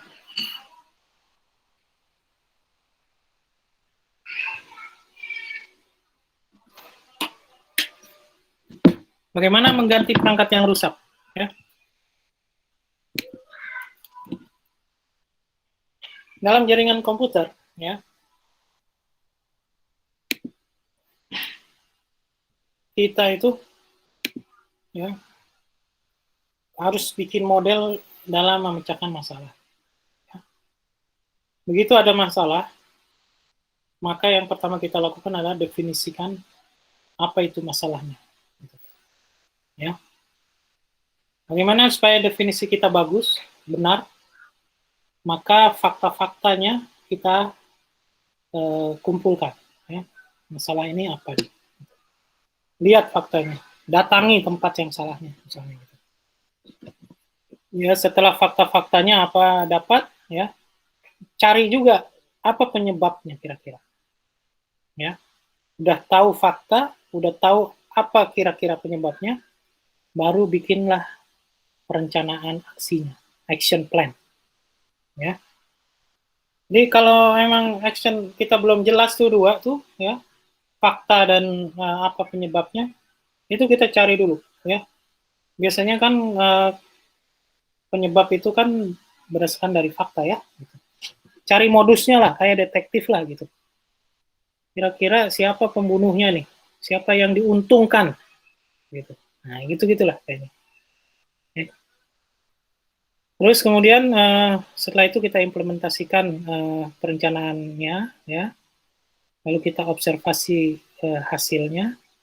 Apakah problemnya bisa diselesaikan? Kalau sudah selesai, maka dokumentasikan, jangan lupa. Ya. Kalau tidak, ya kita balik lagi ke depan. Ya, action plan-nya salah tuh, berarti kita ambil fakta lagi, ya, untuk menyimpulkan kira-kira apa masalahnya, ya, jadi gitu. Nah, ini misalnya contohnya ya, pengumpulan fakta, pendefinisian masalah, ya. Masalahnya apa tuh? Simptomnya tidak bisa telnet, tidak bisa melakukan FTP, bahkan nge-browsing aja nggak bisa pakai web ini. Gitu. Ya. Terus kita lihat apakah kejadian ini sering berulang atau tidak, misalnya. Atau kan cuma sekali-sekali gitu. Ya, terus tentukan timeline-nya kapan mulai, sudah lama berlangsungnya gitu. Seberapa sering. Terus kita tentukan scope-nya, ya. Gitu. Apa yang bisa Anda akses berhasil melalui telnet, ya. Apa saja yang bisa berhasil waktu itu sebelum kejadian. Ya. Situs apa yang menyebabkan tidak berhasil gitu. Misalnya ya terakhir apa yang lagi dicoba misalnya gitu. Ya, kemudian ada baseline info, info dasar, ya. Kita cek apakah sebelumnya ini ada perubahan gitu terjadi pada setting-setting jaringan gitu. Nah, itu juga salah satu definisi masalah. Ya. Ini ada beberapa pertanyaan tentang dasar ya yang sering terjadi di dalam jaringan komputer. Inilah gunanya dokumentasi ya. Jadi nanti kita akan ketahuan ya. Sekarang udah ada banyak perangkat-perangkat bantu pencatatan pemeliharaan dari masalah-masalah jaringan ini ya. Dari pola-pola kerusakan kita bisa tahu tuh ya siapa biang keroknya akhirnya gitu ya dari kerusakan yang terjadi misalnya ya. Nah ini beberapa masalah jaringan lambat gitu ya. Kasih pertanyaan ya apa yang dipakai aplikasi apa aja yang dipakai tuh gitu ya. Bisa jadi itu yang menyebabkan lambat gitu ya. jaringan lambat. Banyak pertanyaan ya terkait jaringan lambat. Misalnya, atau juga ada keluhannya ketidakmampuan mengakses sumber daya jaringan. Ya, nah itu pastikan dia mau mengakses apa tuh dan jenis aplikasi apa yang buat mengakses itu gitu ya. Terus ada isu-isu khusus tentang aplikasi misalnya ya. Gitu, aplikasi server dengan klien misalnya. Ya, isunya kok ini lama banget sih ya. Bisa sih nyambung tapi lama kelas sekian waktu ya gitu. Kita catat, kita lihat tuh ya apa yang menyebabkan lama ini ya. Nah, ini kurang lebih kalau mau membuat masalah lebih gampang dideteksi, maka kita bikin hierarki lah gitu di dalam jaringan komputer kita. Ya, access layer, distribution layer, atau core layernya. Access layer itu hubungannya dengan siapa? Gitu. Dengan router ya. Gitu. Distribution layer hubungannya dengan hub atau switch. Ya, core layer ya, berhubungan dengan aplikasi atau komputer yang ada. Gitu. Ya, jadi ini urusannya antara user, ya problemnya di user, problemnya di hub atau switch, atau problemnya ada di router atau di perangkat jaringan yang lain. Nah itu kamu perhatikan tuh. Dengan memberikan hierarki gini, kita akan bisa mengelompokkan langsung, oh ini masalahnya di mana. Ya. Nah, kita juga bisa ya melakukan troubleshooting berdasarkan melihat indikator-indikator yang ada pada perangkat jaringan yang ada. Ya, ini contoh pada router misalnya, ya. Ada LED indikator ya di perangkat-perangkat hardware itu ada indikator-indikator LED yang menunjukkan dia itu bekerja dengan baik atau lagi rusak gitu, lagi ada masalah gitu. Ya. Misalnya ada LED indikator yang off. Ada indikator yang warnanya hijau. Ada yang indikator hijau berkedip-kedip gitu. Nah, ini masing-masing akan bisa beda tuh. Ya. Indikasi apa, kemudian perbaikannya seperti apa. Bikin list seperti itu. Ya, biasanya kita pindahkan list itu dari buku manual router ke buku maintenance kita. Ya, tuh kayak gitu. Misalnya ini ada LED indikator aux atau power. Ya, off. Ya, statusnya warna LED-nya beda-beda, off, hijau sempurna atau warna amber, agak kekuning-kuningan gitu. Ya, indikasinya apa, kemudian sebabnya apa dan kira-kira perbaikannya kayak gimana. Ya, ini juga ada sys action. Ya, off atau berkedap-kedip. Ya, terus ada juga tombol CF, ya, off atau hijau sempurna atau berkedap-kedip. Itu indikator inilah yang kita catat sebagai sumber data kita sedang terjadi apa. Ya, lama-lama juga hafal sih sebenarnya, ya. Tapi perlu kita dokumentasi sehingga nanti semua orang bisa mengidentifikasi kalau ada salah. Ya, tuh dokumentasi apa yang harus kita buat? Tabel konfigurasi jaringan, diagram, ya, topologi jaringan, tabel konfigurasi jaringan and system, dan diagram topologi jaringan and system. Ya. Ini link-link ini ya bisa lebih didetailkan nih sendiri, bisa dicari secara aktif di internet. Ya, setiap orang berbeda-beda bikinnya, ya, tapi ada standar yang sama, ya. Apa saja yang diperiksa, apa saja yang diperhatikan sebagai fakta, ya, termasuk yang tadi itu ya, apa istilahnya tadi LED tadi ya, status LED, ya. Nah, dokumentasi, ya. Cakupan dokumentasinya harus benar, aturan keduanya konsisten, mengetahui tujuan, ya, memastikan untuk menggunakan dokumentasi harus digunakan, bukan buat catatan doang sendiri, makanya harus dipahami dengan bahasa yang enak gitu, ya. Dan informasi dasar itu harus benar supaya dokumentasinya juga jadi benar. Ini bikin tabel konfigurasi jaringan ya, nih tuh, bikin tabel konfigurasi jaringan, ya. Spesifikasinya apa, layer 1 apa, layer 2 apa, layer 3 apa. Ya, ini juga contohnya nih. Device name-nya, terus lokasinya, ya, RAM-nya berapa, ya, MAC address-nya, ya, interface yang dipakainya apa. Ini tabel konfigurasi jaringan. Juga bikin diagram tipologi jaringan seperti ini nih ya. Contoh, nanti ini tinggal bisa dilanjutin aja ya, misalnya. Kita kasih beberapa simbol, bulat kayak gitu namanya router tuh, tapi kalau yang awan itu internet tuh berarti, ya, outside. Ya, atau bisa juga VLAN, ya, jaringan tersendiri, ya, yang lebih kecil dari jaringan yang ada di situ. Ya. Lalu bagaimana melakukan pergantian-pergantian tersebut kalau terjadi kerusakan, ya? Nah, penting sekali itu ya, proses penggantian itu pasti akan menjadikan jaringan kita bermasalah tuh kan. Hanya harus dikasih tahu ke user bahwa kita akan melakukan perbaikan. Kalau biasanya sih kalau memang nggak masalah ya, kita lakukan perbaikannya di hari Sabtu gitu misalnya, ya siang gitu, supaya nggak terganggu banyak ya, pekerjaan-pekerjaan user. Ya. Jangan lupa dokumentasi jaringannya juga harus kita update sebagai buku ini kita, buku maintenance kita. Siapkan juga peralatan yang dibutuhkan untuk penggantian perangkat jaringan. Pastikan power mati gitu ya, dengan mencabut kabel power ya. Cabut juga kabel-kabel jaringan yang tidak dibutuhkan ya, supaya nggak terlalu rumit gitu ya.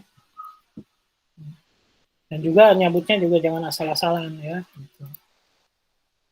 Ya, ambil perangkat yang rusak ya, ya bisa dipindahkan ya, bagusnya sih dipindahkan gitu, ditaruh di tempat yang memang stabil ya, jangan sampai jatuh gitu. Dan ada saran tuh kalau barang-barang yang diambil perangkat jaringan tuh kalau bisa 2 orang gotongan ya, nyabutnya dari rak untuk menghindari hal-hal yang tidak diinginkan ya. Lalu kemudian semua aktivitas ini jangan gerasa-gerusu ya, kadang-kadang kan ya gara-gara ngambil satu yang rusak semuanya rusak gara-gara kabelnya nggak dicabut, akhirnya ketarik semua kabelnya ya, itu banyak masalah juga yang kayak gitu ya. Baru setelah itu pasang perangkat barunya ya, pasang dulu ya, baru pengkabelan dilakukan. Kalau udah pasti kuat baru dikabeling ya, jangan kabel dulu baru dipasang, itu bikin susah aja ya gitu ya. Perhatikan ventilasi udara ya, ya untuk peletakan kabel tadi supaya kabelnya rapi ya, dan tidak mengganggu saluran udara ya. Lalu baru pasang kabel-kabel itu ya, hubungkan laptop atau PC perangkat yang akan dikonfigurasi, lalu lakukan konfigurasi ya, aktifkan ya konfigurasi dengan mengacu dengan dokumentasi yang ada dan fitur perangkat baru yang akan diterapkan ya. Setelah itu lakukan pengujian ya dengan perangkat baru gitu ya. Lalu jangan lupa backup konfigurasi ya. Letakkan file di tempat yang lain ya, yang aman, dan dikasih judul. Ini konfigurasinya apa, tanggal berapa gitu. Pastikan kayak begitu. Ya. Kalau ada perubahan-perubahan lagi sering diupdate tuh. Jangan lupa ngupdate di file dokumentasi tersebut ya.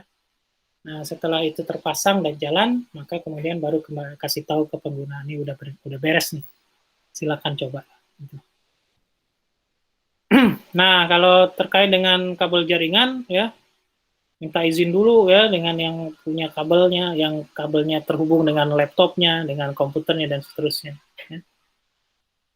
Pasti mati semuanya kalau kabel jaringan lagi dibuat. Ya. Dokumentasikan kabelnya. Kabel itu kadang-kadang repotnya kalau dia putus, ada di mana putusnya, makanya kita harus mengikuti bagian yang putusnya gitu misalnya. Ya. Nah, kalau kabel memang harus ada kabel guy-nya di sana, ada orang-orang yang membantu kita. Karena kabel itu, pengabelan itu berat juga ya, termasuk bagian yang berat. Tapi nggak ada masalah kalau memang dari awal kita sudah rapi ya proses pengkabelannya. Ya. 1 meter setiap titik untuk memudahkan pasangan. Ya. Pengukuran panjang kabel itu penting ya. Gitu.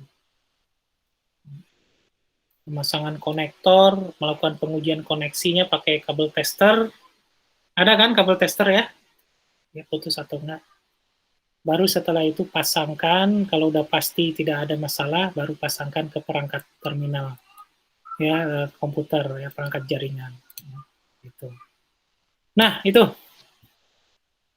materi yang ingin saya sampaikan ya. Banyak juga itu ternyata. Ya, jadi 2 jam ini kita sudah dapat 3 materi, ya refresh 3 materi lama. Silakan lanjutkan untuk menyelesaikan tugas, dicicil aja sekarang, bisa diselesaikan.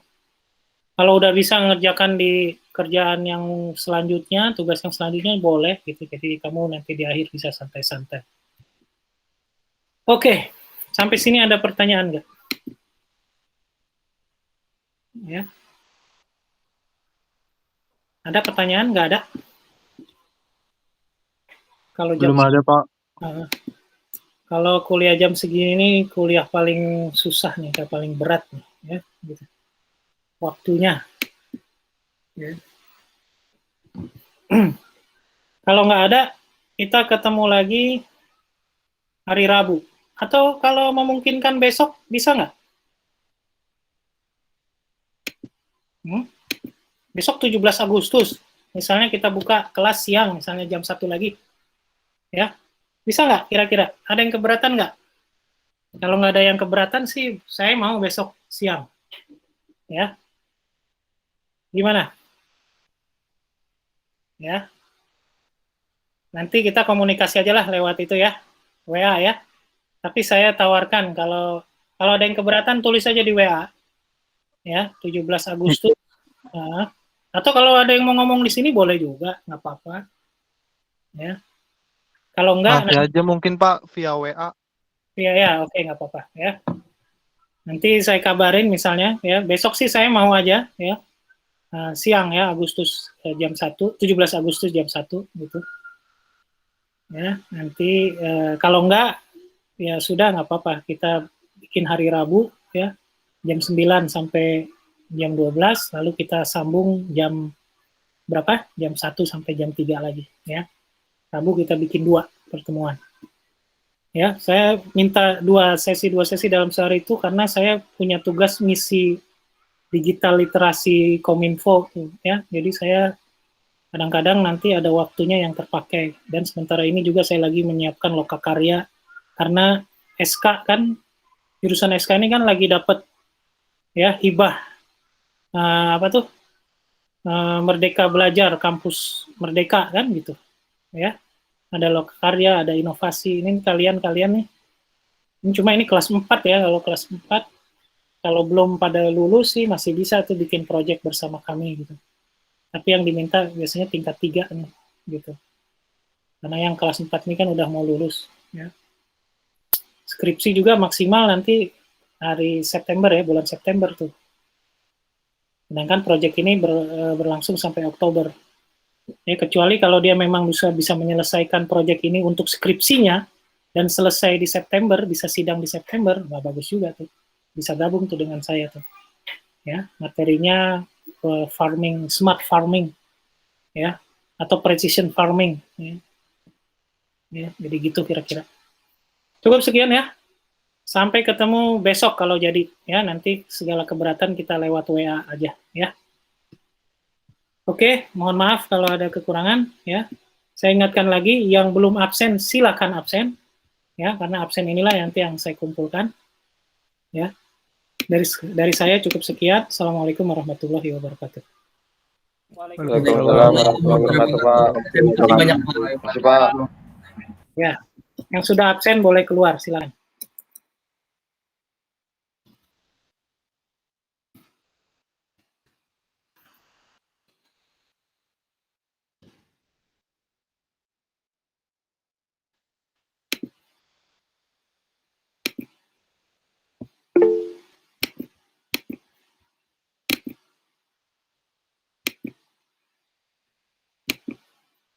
Terima kasih, Pak. Yo.